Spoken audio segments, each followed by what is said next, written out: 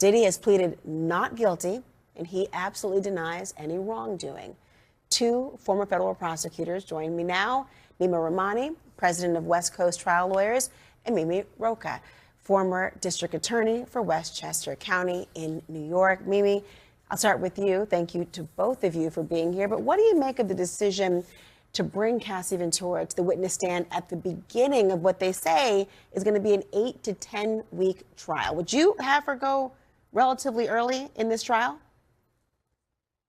Well, Laura, I mean, I think it's definitely a matter of strategy. And with your sort of prime witness, like victim witness, you're either going to put her probably at the beginning or at the end. And I think, that's a strategy call. And I don't know exactly what their other evidence is and will be. So it's a little hard to say if it's the right call. But, these are very experienced prosecutors who've done a lot of trials. I'm sure they have good reason for doing that. And as you mentioned, there is the tape, right? The video, the very disturbing video. And so having her testify early on, she's not going to be forgotten, right? Her testimony is going to kind of permeate the whole trial, and the video can be shown later and separately. And she's going to get cross-examined and attacked, of course. I mean, that's what a defense attorney should do and will do. And the rest of the trial can be largely about corroborating her and shoring her up and, connecting to other pieces of evidence. You have to wonder as well. I know she announced her pregnancy on her Instagram page earlier this year. You have to wonder if that's going to play a role in the timing and scheduling of what would be this 8 to 10 week trial as well, and the optics of this particular witness. Diddy's attorney, defense attorney Mark Agnifilo, Neama, gave a glimpse into how the team is going to respond to her expected testimony by claiming there was, quote, mutual violence, that's their term, in that relationship. Will that strategy play well? I don't think it will, Laura, but I think it's the only strategy because the best defense is a good offense. And Diddy's assembled his own dream team. And just like OJ went after LAPD, this team is going to go after the victims and they're going to go after them aggressively. And like you and Mimi said, Cassie Ventura is very pregnant. And the last thing you want for the prosecution is to potentially lose her if she goes into labor early. And we know that she's the government's star witness. She was with Combs the longest, more than a decade. And that video that CNN obtained, it is so powerful. So the reason the defense is going and admitting physical conduct, but not sexual, is they have to. But they're trying to say that this was a domestic violence relationship. There was toxicity between the two. Cassie was violent because they have to. We've all seen that video. Let's not forget. Diddy denied the allegations in November 2023 when Cassie filed that lawsuit, even after he settled the next day.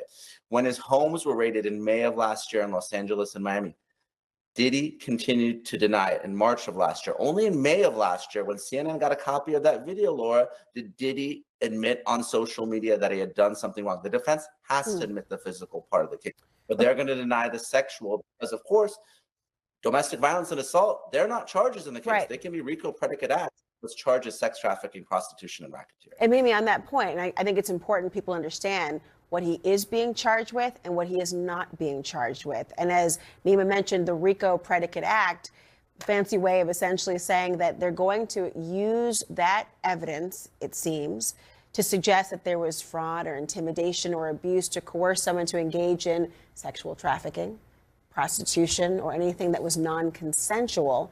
Now, this is going to be very important when you have a jury, as you well know, Mimi, who may be well-versed in the defendant and, of course, well-versed in that video. How would you balance what is being charged versus what they have seen?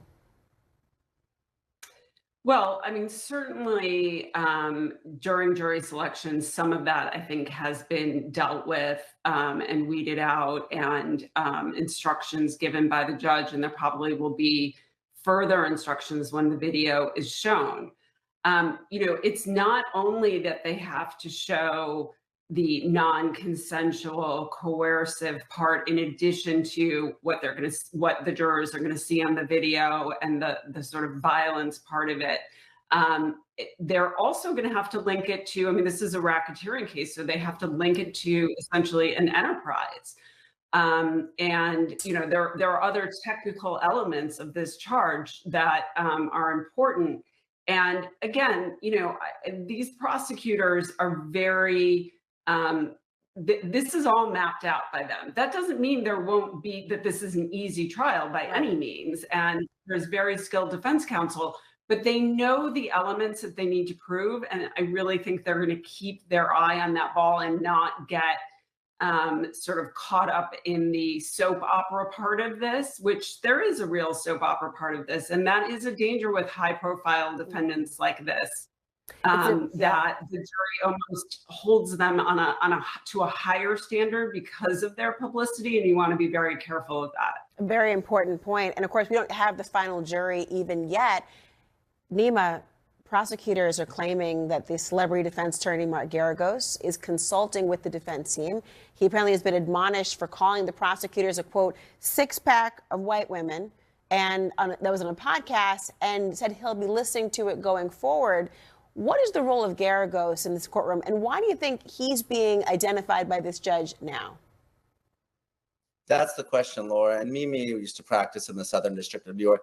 They have the strictest rules when it comes to these extrajudicial statements. You can't say anything that may prejudice that jury pool. And we're in the middle of jury selection. So what is Mark Garagos doing? Is he on the case? Well, he hasn't noticed on, at least not yet. Is he there as a jury consultant? So the judge in the case, Subramanian, wants to rein him in, because we know that this case is not only being tried in the courtroom, but outside that courtroom. Everything the defense is doing, from having Holmes's children there every day, from making these types of statements, is to try to influence that jury pool, because this is a unique case. Jurors aren't coming in with a blank slate.